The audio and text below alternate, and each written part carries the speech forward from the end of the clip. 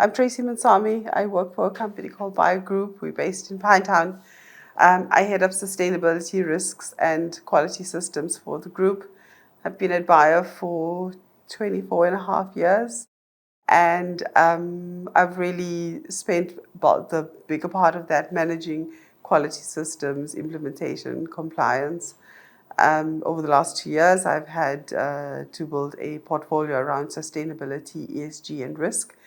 And it has really been the most exciting 2 years of my life. So our business achievements, Bayer is a technical textiles manufacturer. Our real value proposition is that we engineer for the customer. We have a strong ethos around local manufacturing and growing local capacity. And I think our biggest achievement is really that dedication that comes through in the way that we do business. So we foster relationships with communities, bringing into our business, small businesses, localizing products that would have been imported. We have a strong school and bursary system that is actually from the Hans Beyer Foundation. And what we've done with that is we've looked at kids from entrance of schools or from your very early learners up to postgraduate, your MBA level. And whilst we empower people within the business, we're also empowering people to be educated and trained and creating a really strong pipeline. Our mission is that we're only going to change the economic situation in South Africa, in the countries, if we grow manufacturing capacity. So economic empowerment. So I would say that is really the business achievement. I think personally, I also am involved from a community perspective with an NPO called United Hands of Hope, which was actually founded by my brother. We go into townships and we create a little bit of awareness, but it's Christian based, but we spend a fair amount of time in communities really with food hampers, empowering women and men, children. But we work through local churches, and so personally, that's what I do. Another part of what I do is really involving myself in industry associations. So associations like MDMSA, which is the Medical Device Association of South Africa, SAMED. So I spend a fair amount of time building capacity for local manufacturers. So I think your empowerment and diversity is both an ethos, so it's how you govern yourself and the things that drive you, but you also have to have the environment that fosters that. And so what I find is that there's a strong alignment between myself and Bayer, because it actually allows the fostering of that empowerment, both from an education perspective and then from a mentoring, and being given the responsibility to do what they need to do. So my journey to here, I started as a learner in the Bayer Group, like I said, 25 years ago. I was actually employed by Hans Beyer, who's now late and who heads up then the Foundation for Education. So I started as a learner. I joined the CATS program in, let's say, 20 some odd years ago. And from there, I joined the Bayer Group then in the accounts department. I realized that I didn't love that, and I started doing some work in the quality department. And I think it was a bit of luck, my own work ethic, and being in the right place at the right time. There were some really excellent opportunities for implementing systems such as ISO 9001 and 14000. Fast forward 9 years, there was an opportunity to build a clean room. I then worked very closely with Warren Sachs, who's my COO now still, and we built the clean room, managed a world-class manufacturing plant. So the people that have inspired me along the way has got to be Warren Sachs and Wolfgang Bayer, who have both provided the opportunities for me, but also pushed me into the spaces that I was uncomfortable and allowed me to grow. I think that having a space where you can fail safely is also important to be empowered. My personal inspiration and is really my parents. My parents inspire me because they manage to do so much with so little. And the fact that the four of us, my siblings, I have an older brother and two younger sisters, the fact that we've all got here in such in such a successful way, but with such a grounding around family values and what's really important. And when I look at what I'm able to do with a lot more, I realize that they were far more efficient and far more capable with far less resources than I was. So I think everyone experiences challenges. One of it, I think, if you start with the self, it's always around whether you feel like you belong, whether you're deserved, whether that is your place. I think a little bit of imposter syndrome always finds its way in. I think a big challenge for me was that I didn't come through the business way a lot of people have.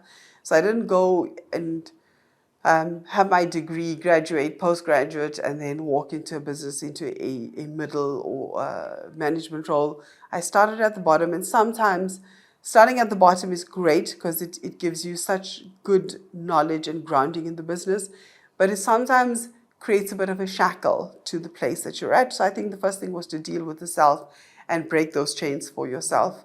I think the second thing is being in manufacturing, you always have to, there's always layers of complexity, historical stereotype that needs to be broken. And the way that I broke them was really show your value. You can never ask for a seat at the table or expect a seat at the table if you're not showing the value that you bring. And so when you're showing value, you naturally are able to overcome these challenges.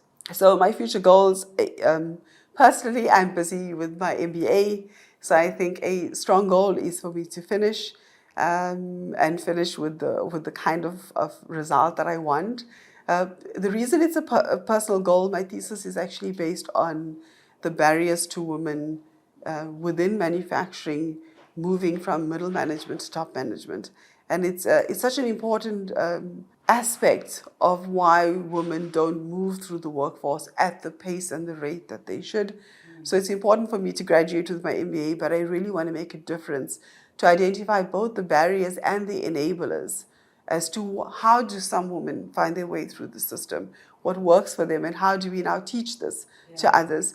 We don't just want lots of women entering the workforce and then staying at that operator, clerk, middle management level. We want the diversity moving into the boardrooms, moving into the spaces where we can effect more change than what we're doing now.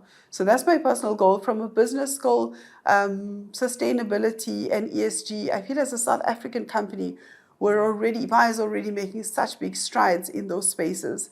What I would like in the next year is for us to be 100% compliant from a ESG perspective, to be aligned with European standards, and to really be able to stand toe-to-toe with anyone in the world around what our ESG scoring is, and to be able to open up markets that may be inhibited because we don't have a sustainability score. So ESG comes from the place of saying, what is your triple bottom line?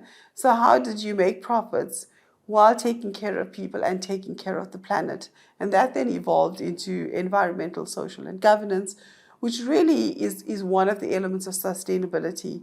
So the reason I love sustainability is I'm a risk-based person, and sustainability takes into account the risk. So it is your environmental carbon footprinting, your waste management. It's in your social, how you take care of people. How do you make sure that your processes are in place for people? How do you make sure that you're moving women and those previously disadvantaged through the line? And then you have governance, things like your king having signed AFSs, having controls in place that allows you to make the right decisions. That then goes into a bigger part around how do you make sure that your business is here in 5 years, that your business is here in 10 years? What are those decisions that you make? What are the partnerships that you foster?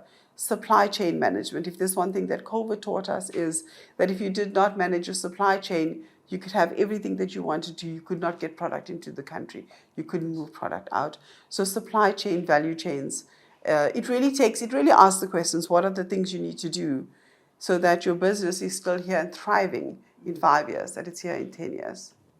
So the advice I would give to anyone who feels that they're trying to make strides in the world, like I was and I am, is first identify your opportunities. We're often waiting for someone to open a door for us, for someone to tell us where we should be. In strategy, you learn something around choose where you play and how you win. And you should do that for yourself before you even enter that space. Choose where you want to play and understand how you will win, because how you win is different to how I would win. And so don't make those decisions around people that have come before or the standard that's written somewhere. Ask yourself what is success for you and then go after it. At every level that you are, every single person has an opportunity to mentor someone, to teach someone, to share something you've learned. And if every single person takes another person along, we're now multiplied our ability to take people along. So being part of KZN Top Business Woman 2023 is meaningful on so many levels. So as a let's put this, as a person of color, as a person that has had to make your spaces in life, you appreciate where the opportunities you get as a business. But being recognized and being in the spaces of KZN Top Business Women, it means that the recognition comes from somewhere else as well. And I think that sometimes that's important to understand that your frame of reference is growing and your area to influence has grown. So it's such an important thing for me. If I can look back and show that I've taken lots of women, lots of people along, and I believe that the exposure from KZN Top Women gives me that. It means more people hear me, more people hear my story, more women are empowered and excited to go into manufacturing. We need more people in manufacturing. We need more people to feel excited about manufacturing. In the words of Warren, we want to make manufacturing sexy again. And I think that if this is the message I can get across to anybody out there, go into a factory, go into a plant, see what it looks like. You'd be surprised at how your skill can make a difference there. I get to see where women are making these huge strides, and we get to celebrate each other, which is I think, a really important thing.